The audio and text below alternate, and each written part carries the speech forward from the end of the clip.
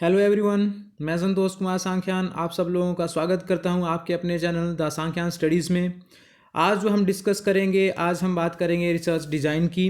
जैसा कि आप लोगों को पता है कि नेट के एग्ज़ाम का पेपर 1 का जो एक पार्ट है, एक यूनिट है रिसर्च मेथडोलॉजी, रिसर्च एप्टीट्यूड, उसके कुछ एक टॉपिक्स जो हैं हमने कवर अप कर लिए हैं और सिलेबस के according most of the topics जो हैं वो हमने कवर अप कर लिए हैं। उनमें से एक टॉपिक है जी रिसर्च डिज़ाइन। आज हम रिसर्च डिज़ाइन के ऊपर डिस्कस करेंगे। क्या होता है रिसर्च डिज़ाइन, क्या उसके फीचर्स हैं, एक गुड रिसर्च डिज़ाइन किसको कहा जा सकता है और क्या नीड है रिसर्च डिज़ाइन की रिसर्च में, और किस तरह से क्या क्या कौन कौन से फैक्टर्स हैं जो कि रिसर्च डिज़ाइन में यूज होते हैं, जो टर्म्स हमें यूज़ होती हैं वहाँ पे याद रखनी पड़ती हैं, समझनी पड़ती है।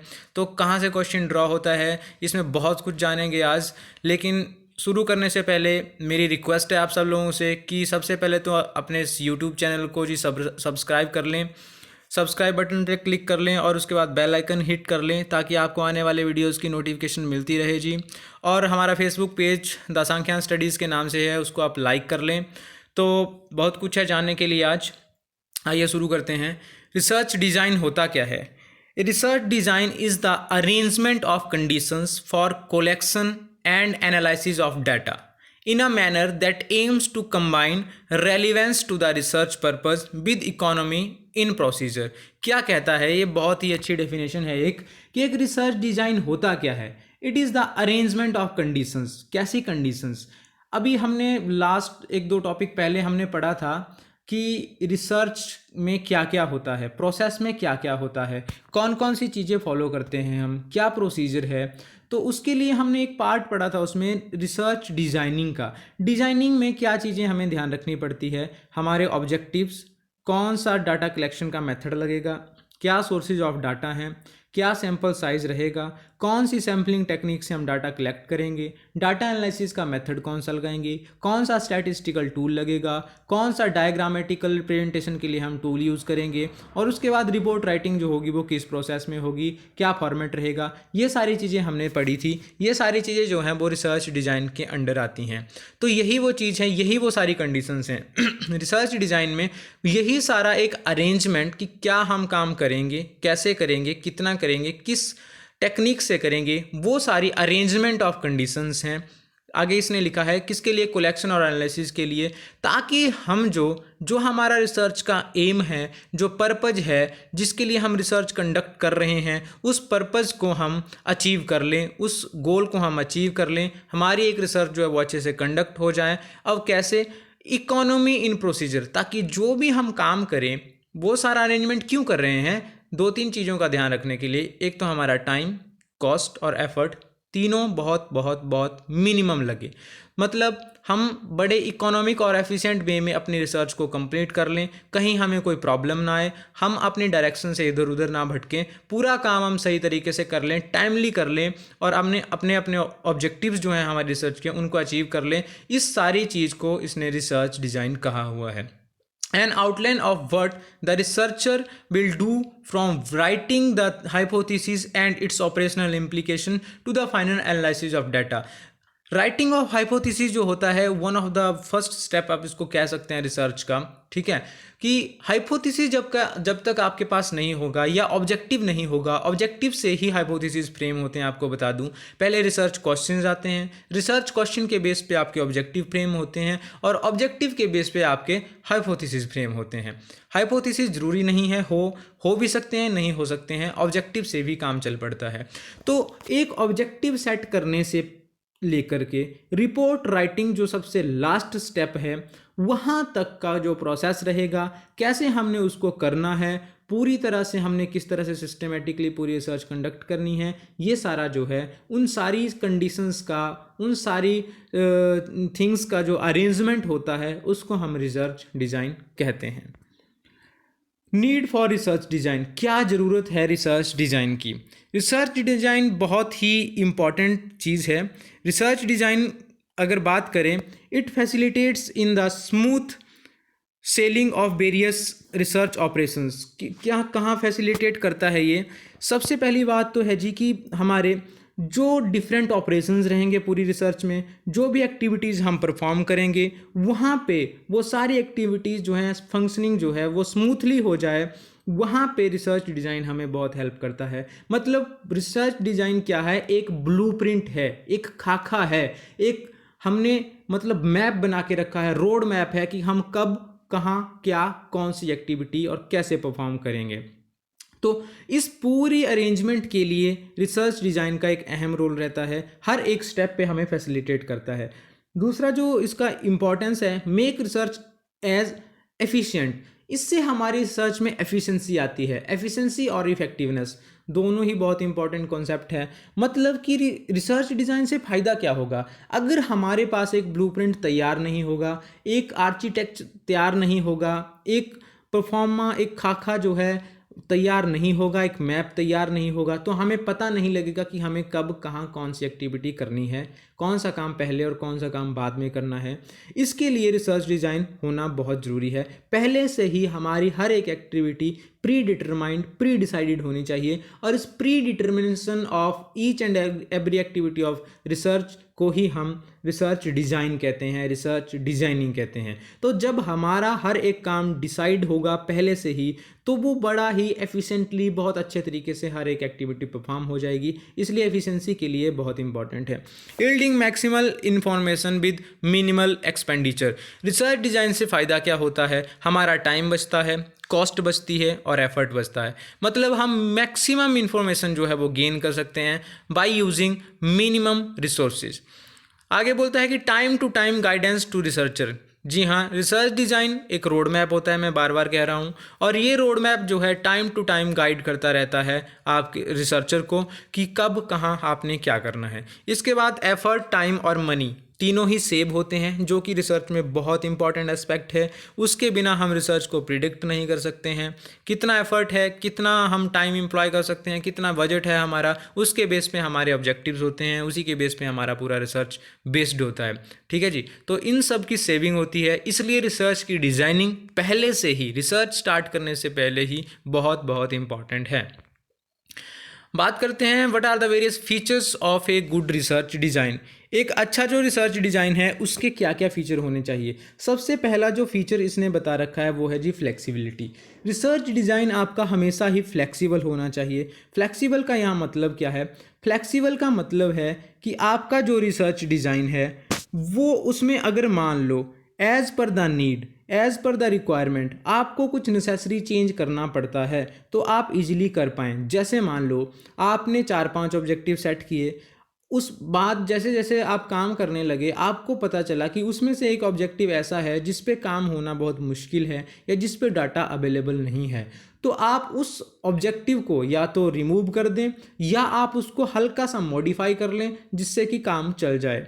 तो ये जो है जी, दिस इज़ कॉल्ड फ्लेक्सिबिलिटी। मतलब कहीं ना कहीं अगर आपको हल्का सा भी थोड़ा सा मॉडिफिकेशन करने की ज़रूरत पड़े, चाहे डाटा सोर्सेज में, चाहे डाटा कलेक्शन में, चाहे सैम्पलिंग डिज़ाइन में, चाहे रिपोर्ट राइटिंग में, चाहे डाटा एनालिसिस में, तो वो करना पॉसिबल हो।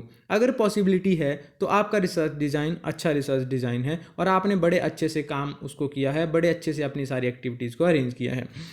इसके बाद बात आती है एप्रोप्रिएट, कि आपकी जो रिसर्च डिज़ाइनिंग है, जो भी आप सिस्टम फॉलो कर रहे हैं, जो भी आप अरेंजमेंट कर रहे हैं कि क्या करेंगे कैसा करेंगे, वो as per the objective appropriate होना चाहिए। आपके ऑब्जेक्टिव को अचीव करने के लिए वो सारा अरेंजमेंट्स, सेट ऑफ थिंग्स जो है, जो आप डिसाइड करेंगे वो एप्रोप्रिएट होना चाहिए। मतलब आपको आपके ऑब्जेक्टिव जो हैं वो अचीव करवा दे वो, इस तरह से आपकी डिजाइनिंग होनी चाहिए। तीसरा एफिशिएंट। एफिशिएंट का मतलब है कि आपका टाइम, कॉस्ट और एफर्ट जो है वो मिनिमम लगे और जल्दी से आपके रिजल्ट्स आपको मिल जाएं। जो टाइम लगेगा वो तो लगेगा ही, लेकिन उसके अलावा जो आपने डिसाइड कर रखा है कि मुझे 3 महीने में इतना काम करना है, 6 महीने में इतना काम करना है, उसी हिसाब से वो एग्जीक्यूट होता रहे और आप इफ़ेक्टिवली हर काम को कर जाएं। इसके बाद आती है इकोनॉमिकल। आपका रिसर्च जो है वो बिल्कुल इकोनॉमिकल होना चाहिए। आप इस तरह से डिज़ाइनिंग करें अपनी रिसर्च की, पूरी प्रोसेस की, पूरा रिसर्च जितना आप कंडक्ट करेंगे उस तरह से फ्रेम करें हर एक एक्टिविटीज़ को कि वो आपको कम से कम कॉस्ट पे सारा काम करना पड़े। सारा काम आपका कम से कम कॉस्ट पे हो जाए। इसके बाद आता है minimize bias and maximize the reliability. बिल्कुल सही बात है जी, ये मोस्ट इंपॉर्टेंट थिंग है ये कि आपकी रिसर्च में जो बायासनेस है वो ना के बराबर होनी चाहिए। तो एक अच्छा रिसर्च डिज़ाइन वो होता है जिसमें बायास कम से कम हो या 0% हो या हो ही नहीं।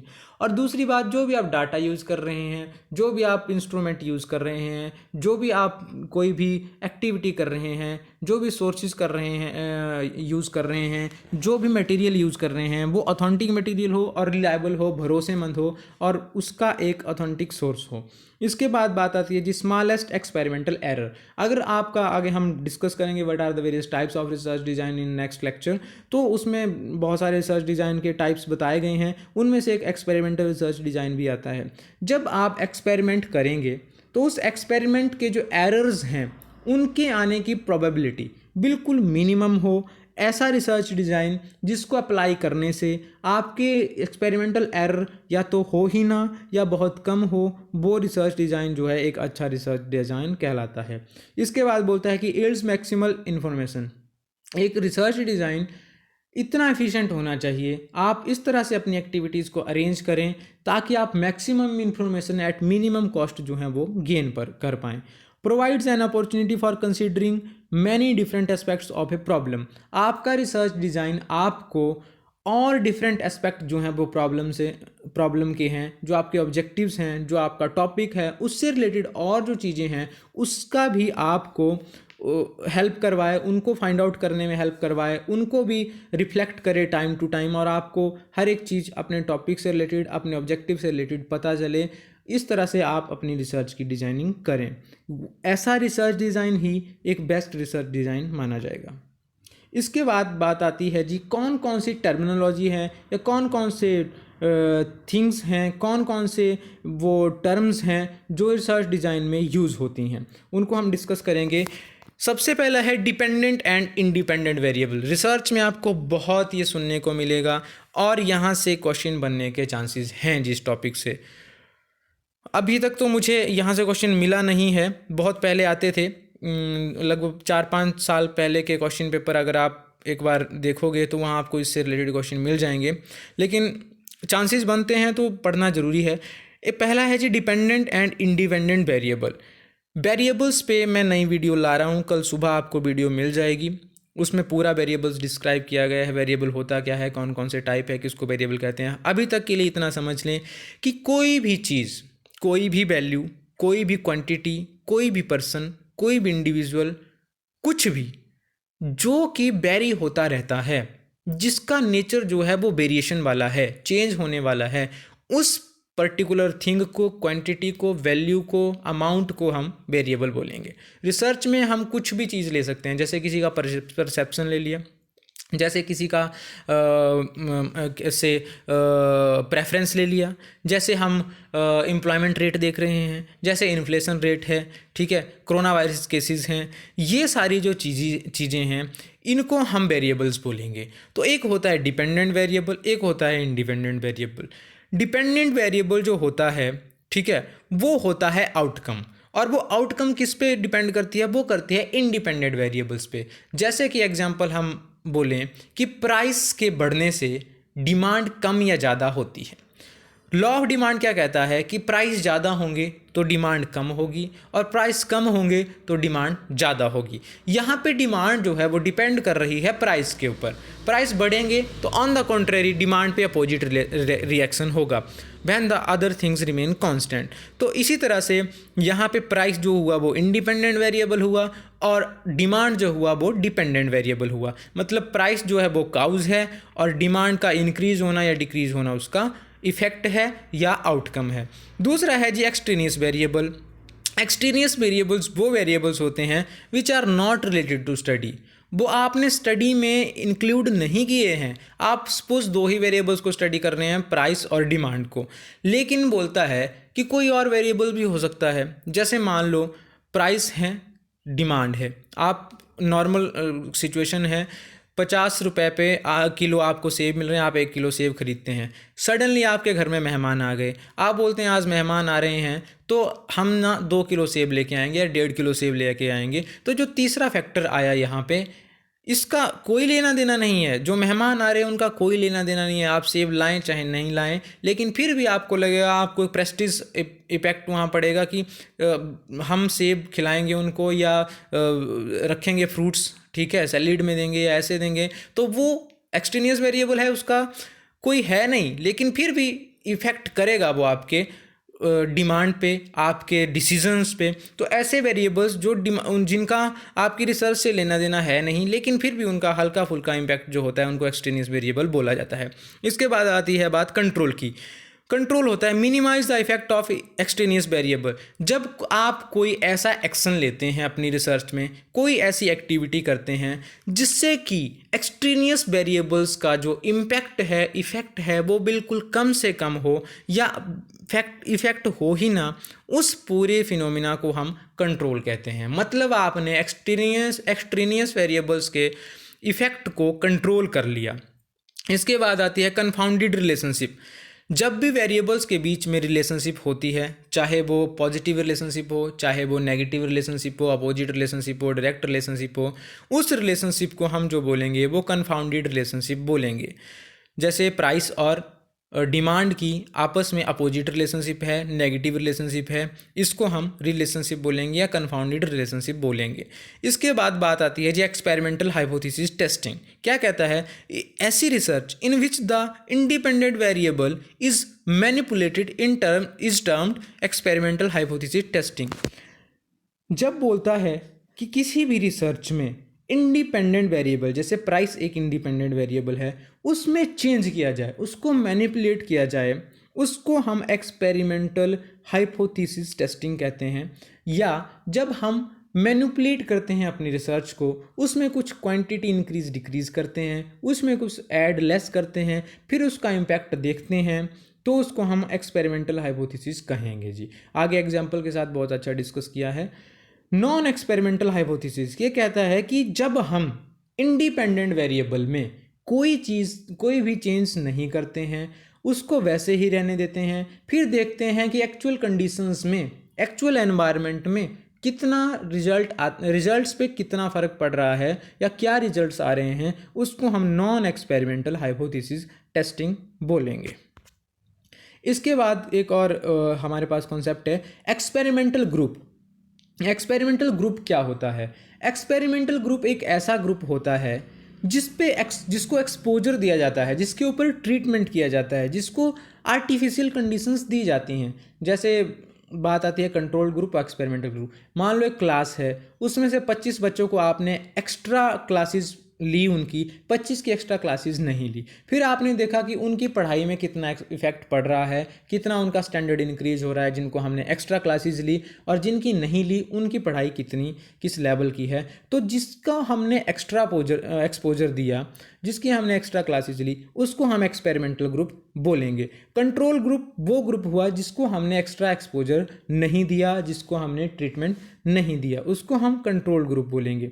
इसके बाद बात आती है जी ट्रीटमेंट और एक्सपोजर क्या होता है। जैसा कि हमने ऊपर डिस्कस किया कि different conditions under which experimental and control group are usually refer to as treatment, कि वो सारी कंडीशंस, वो सारा सेट ऑफ ट्रीटमेंट, वो सारा एक्सपोजर, जो भी हम तामझाम करते हैं, जो भी हम तरीके अपनाते हैं, कुछ एक्स्ट्रा डोनेट करने की, बच्चों को एक्स्ट्रा चीज़ सिखाने की, उसको हम एक्सपेरिमेंटल ट्रीटमेंट या एक्सपोजर कहा जाता है उसको। इसके बाद आता है जी एक्सपेरिमेंट क्या होता है। ऐसा प्रोसेस जिसमें हम अपने हाइपोथेसिस को टेस्ट करने जा रहे हैं, एक ऐसा फिनोमिना जिसमें हम अपने ऑब्जेक्टिव, अपने हाइपोथेसिस, जो हमने प्रोपोजिशन लिया है, जो हमने गेस किया है, उसको टेस्ट करेंगे। उस सारे क्राइटेरिया को, उस सारे फिनोमिना को हम एक्सपेरिमेंट कहेंगे। एक्सपेरिमेंटल यूनिट्स ऐसे ब्लॉक्स, ऐसी कैटेगरीज, प्लॉट्स जिसमें कि हम एक बोल सकें कि हम ट्रीटमेंट किस लेवल का दे रहे हैं, वो ट्रीटमेंट का लेवल, वो ट्रीटमेंट का ऑर्डर, उसको हम एक्सपेरिमेंटल यूनिट कहेंगे। लास्ट में एग्जाम्पल है, इस एग्जाम्पल में क्या डिस्कस किया है कि एक रिसर्चर है, researcher want to study whether intelligence affects reading ability for a group, कि एक रिसर्चर है वो क्या करना चाहता है, वो ये पता लगाना चाहता है कि क्या वाकई इंटेलिजेंस जो है वो रीडिंग एबिलिटी पे इम्पैक्ट करता है कि नहीं करता है, उसका इफेक्ट होता है कि नहीं होता है। उसने क्या किया, रैंडमली 50 स्टूडेंट्स का एक ग्रुप लिया and test their intelligence and reading ability, उनकी रीडिंग एबिलिटी और इंटेलिजेंस को टेस्ट किया। उसने क्या किया बाद में, calculated the coefficient of correlation between two set of scores, फिर उसने क्या किया, उनकी इंटेलिजेंस को रेट किया और रीडिंग एबिलिटी को रेट किया और उन दोनों के बीच में कोरिलेशन कोएफिशिएंट फाइंड आउट किया कि इन दोनों रीडिंग एबिलिटी और इंटेलिजेंस, इन दोनों के बीच में कितना कोरिलेशन आ रहा है या कोएफिशिएंट ऑफ कोरिलेशन कितना आ रहा है। This is an example of non experimental hypothesis, जैसा कि हमने पीछे पढ़ा, इसको हम बोलेंगे एक नॉन एक्सपेरिमेंटल हाइपोथेसिस टेस्टिंग हुई। कि इसमें क्या किया, बच्चों को, उस 50 बच्चों का जो ग्रुप था रैंडमली सिलेक्ट किया था, उनको कोई भी एक्स्ट्रा एक्सपोजर, एक्स्ट्रा ट्रीटमेंट नहीं दिया, जिस एक्चुअल कंडीशन में वो थे उसी कंडीशंस में उनका इंटेलिजेंस लेवल उसने फाइंड आउट किया, इंटेलिजेंस लेवल जो है वो मेज़र किया और उनकी रीडिंग एबिलिटी को मेज़र किया, दोनों को अलग अलग रेट किया और कोरिलेशन देखा। तो जब हमने एक्स्ट्रा एक्सपोजर नहीं दिया उसको हम बोलेंगे नॉन एक्सपेरिमेंटल हाइपोथेसिस टेस्टिंग। अब बात करते हैं जी, but now suppose that our researcher randomly select 50 students from a group of students who are to take a course in statistics and then divides them into two groups by randomly assigning 25 group A। मान लो अब researcher क्या करता है, 50 बच्चों का एक group लेता है, वो भी रैंडमली सिलेक्टेड हैं, ठीक है जी। अब उसमें से 25-25 को वो दो ग्रुप बना देता है, ठीक है। अब वो ये फाइंड आउट करना चाहता है कि मैं इनको क्या करूँगा, एक स्टेटिस्टिक्स का कोर्स दूंगा, ठीक है, उसके लिए एक स्पेशल स्टडी प्रोग्राम करवाऊंगा, फिर मैं देखूंगा कि उसका क्या इम्पैक्ट पड़ता है। At the end of the course उसने क्या किया, 25 बच्चों को स्टैटिस्टिक्स का प्रोग्राम स्पेशल कोर्स जो है करवाया, 25 को नहीं करवाया, ठीक है। He administered a test to each group in order to judge the effectiveness of the training program on the students performance level. तो अब वो क्या करता है, अब वो एक सडन टेस्ट लेता है और जो 25 बच्चे जिनको एक्स्ट्रा कोर्स करवाया और 25 बच्चे जिनको एक्स्ट्रा कोर्स नहीं करवाया, देखता है कि उनके परफॉर्मेंस लेवल पे कितना फ़र्क पड़ता है। जिनको एक्स्ट्रा कोर्स करवाया उनकी परफॉर्मेंस क्या रहती है, जिनको नहीं करवाया उनकी परफॉर्मेंस क्या रहती है। इसको हम बोलेंगे वो ग्रुप जिसको हमने एक्स्ट्रा एक्सपोजर दिया, एक्स्ट्रा कोर्स करवाया, उसको हम बोलेंगे एक्सपेरिमेंटल ग्रुप और इसको बोलेंगे एक्सपेरिमेंटल हाइपोथेसिस टेस्टिंग। कि हमने उन बच्चों को टेस्ट किया जिनको हमने एक्स्ट्रा कोर्स करवाया, उनको भी टेस्ट किया जिनको नहीं करवाया, तो दोनों के बीच में डिफरेंस कितना आया। जिनको कोर्स करवाया हमने एक्स्ट्रा, उनकी एफिशिएंसी को जब हम टेस्ट करेंगे, उस ग्रुप को हम 25 बच्चों के ग्रुप को हम एक्सपेरिमेंटल हाइपोथेसिस टेस्टिंग बोलेंगे, उसको एक्सपेरिमेंटल ग्रुप बोलेंगे, और जो बच गया ग्रुप 25 बच्चों का उसको हम कंट्रोल्ड ग्रुप बोलेंगे, ठीक है जी। ये था आज का topic. Thanks for listening, thanks for watching. Please like, comment, subscribe and share the Sankhyan studies and the Sankhyan studio. Contact detail है मेरी SK-Sankyan666@gmail.com। कोई भी क्वायरी होती है आप मेल कर सकते हैं, कॉल कर सकते हैं, व्हाट्सएप कर सकते हैं 7627096162 पे। Hard copy of handwritten notes चाहिए, यू कैन कॉन्टैक्ट मी। और इस प्रेजेंटेशन का लिंक मैं डिस्क्रिप्शन में शेयर करूँगा, उस लिंक को फॉलो करें और वहाँ से मेरी PPT डाउनलोड कर लें। इससे आपके पास एक बेहतरीन नोट्स बन जाएंगे और बाद में आपको जब रिवाइज़ करना होगा इजीली रिवाइज़ कर पाएंगे। प्लीज़ सब्सक्राइब करें चैनल को, बाकियों से भी करवाएं। Thank you, thanks a lot.